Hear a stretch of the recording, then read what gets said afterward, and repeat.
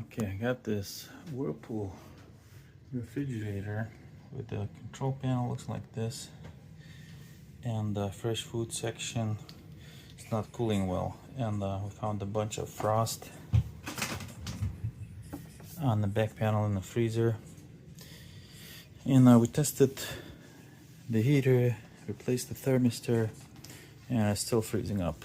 So we got a new control board for it, and the hardest part is finding the control board. So on this one, it's actually in the back, but not on the back itself. It's behind the panel there. And it's located, was in this corner here, in this box. Control board is about a couple hundred. And it does have a little bit different heater. The normal doesn't have a. Oh, here's the part number for the board. The heater doesn't have a bimetal like normal heater has. Just the heater heater thermal overload that is basically like ice makers use. And checked the continuity in that. And there was nothing else really. Thermistor on the evaporator, replaced that, and that didn't help either. Then I ran diagnostics, went into defrost cycle, tested that, and there was no power coming from the cables to the heater. So the only thing left is one of the relays on the board. So I'm not gonna go how to do the diagnostics on this guy, but there is a on the front.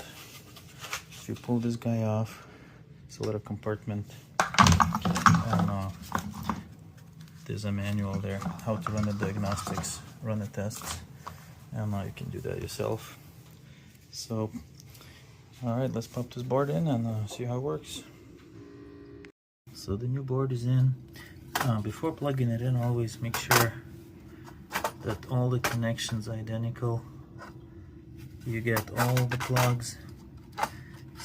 At least there should be the plugs that you would need to use.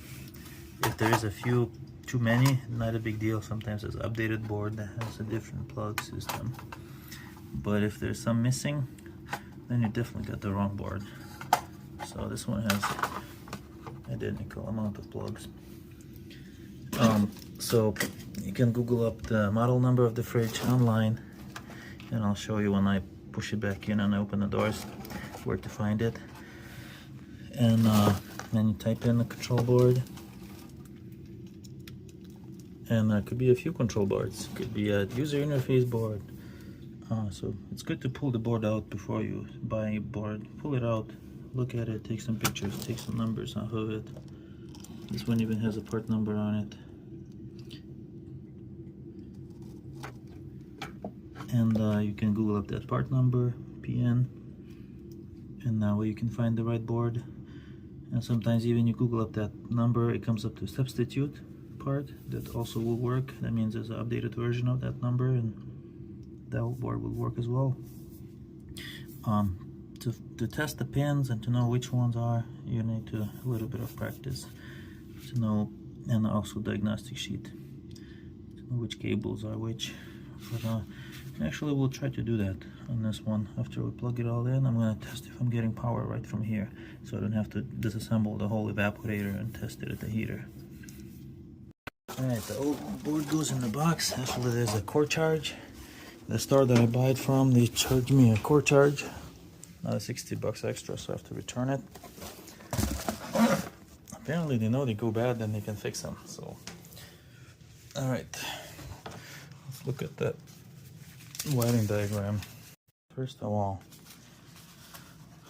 this is all these dots basically is how to run the tests, and I'll go through that. And there's two different languages here. Alright, so in this diagram, so this says evaporator heater, and there's two thermal fuses on both cables. So I tested this connection here, and there was continuity all the way around from one fuse to the heater and another fuse, so I know that is good. And then there's the evaporator sensor. It is common that the sensor is not given the proper reading to the board, even though you can get continuity and ohms on it. But I've seen too many. There was just a bad sensor, and then the board is actually fine. On this one, we kind of went the fast route to replace the sensor and find out the hard way that it's not the problem. Then we ran the tests, and I found out that we're not getting voltage at this connection here. So I'm gonna trace these and see, go somewhere into the board in one of these pins. It's too hard to do with the phone, so I'll find it, the pins, the connectors, the names of the, and also has the colors of the cables here. I know this is so tiny. But yeah, there's a little color codes here. This thing is super tiny. And then there's a chart here. It says what color, what abbreviation means what color, and then you can find by color of the cable. Okay, so we have a pin P1 connector white cable WH and a P2 connector brown cable. So we're gonna go test the voltage and get in the diagnostic mode. Let's get our ohm meter, voltmeter, everything in one. I'm gonna set it on the wave V with the wave. That means alternating current. That's how we measure. If it would be a 12-volt system, we would use a direct current. We're gonna use this guy. Okay, so we're gonna do a white cable on the P1 and the brown cable on the. So it says P2, small letters. Alright, now we need to plug the fridge in and I go to diagnostics. Yeah, plug it in. I'm getting a 9 volts there, doing some clicking. Compressor should kick in here shortly. So 0.8 volts. Alright, and when we do the defrost heater diagnostics, it should be up to 120. So now, go to this guy here. Okay, I remember that during the 5 minutes after power on, put the setting temperature at the minimum position for both refrigerator and freezer. And now we already have it to minimum. Both refrigerator at 1 bar, freezer at 1 bar. After that, hold freezer temp and ice type keys for 3 seconds. So, freezer temp and ice type for 3 seconds. Set it back to, see if it works.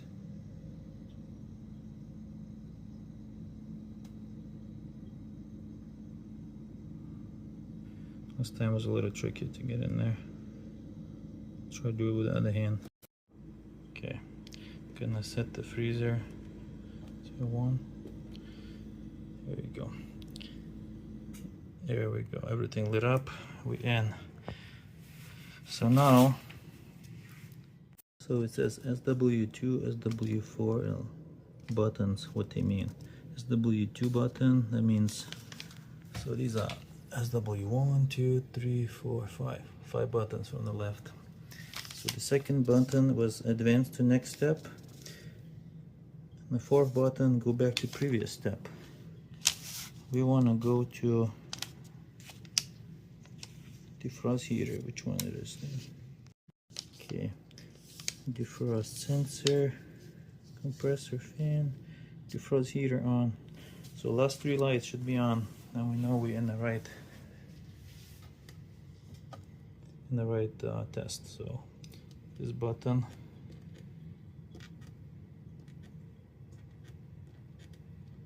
oh yeah, okay, I forgot. We have to hit each button to get rid of all the lights.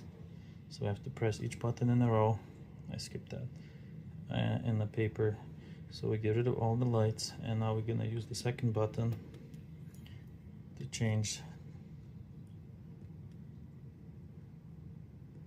to the third test. To the test where only 3 lights are on. There we go. 3 lights. I heard the click. And oh, look at that. 100. Wait a second.